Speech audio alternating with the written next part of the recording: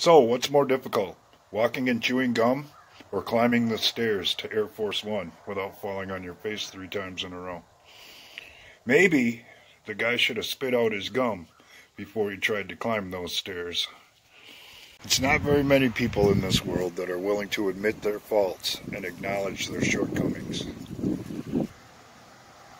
For instance, were you aware that I couldn't spell my way out of a wet paper bag? The English language has always been voodoo to me, filled with a bunch of nonsensical rules that don't really make any sense.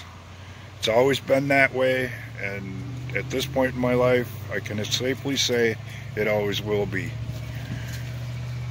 But you can drop a vehicle or pretty much any piece of machinery off in my front yard in various pieces, and more than likely I can figure out how to put it together and what's wrong with it along the way.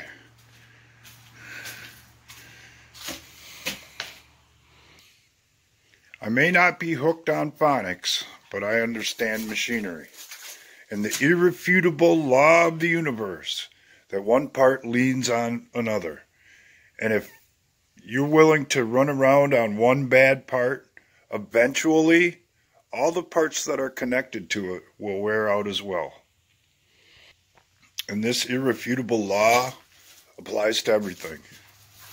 Governments, cars, trucks, people, families, you name it.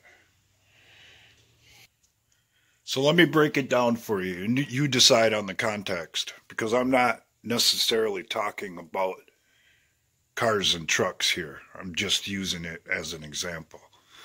Let's say you like to run around with low brakes. Well, if you're going to do that eventually, you're probably going to burn up the rotor. And the brakes are actually what keeps everything in line, and if you don't pay attention to it or do something about it, it's going to put added stress on your wheel bearing, and eventually the wheel bearing's going to go out. And because the wheel bearing's getting weak and flopping around, that's going to put added pressure on your ball joint. And eventually, when all that slack shows up in your steering system, it's going to wear out your tie rod ends. If not, your entire rack and pinion. And that's what happens when people aren't willing to do maintenance on a regular basis, or choose to ignore the problems that are right in front of their face. I could tell somebody that they're going to be walking their happy ass down the road inside of a week if they don't take some kind of interest in their vehicle and what's going on with it.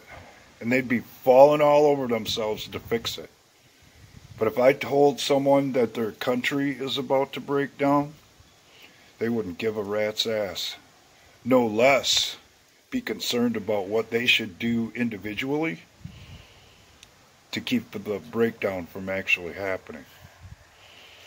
So here's the deal, from someone who understands the irrefutable law of the universe, that one part leans on another. If people who can't walk and chew gum, or in this case, climb a flight of stairs, keep operating the machinery that runs our lives, it's going to break down. And when it does, we're all going to be walking our unhappy asses down the road of life with no ride. And if that day ever comes and someone says to you, how did things get this way? You get as far as you can away from that person, because more than likely they're not going to survive.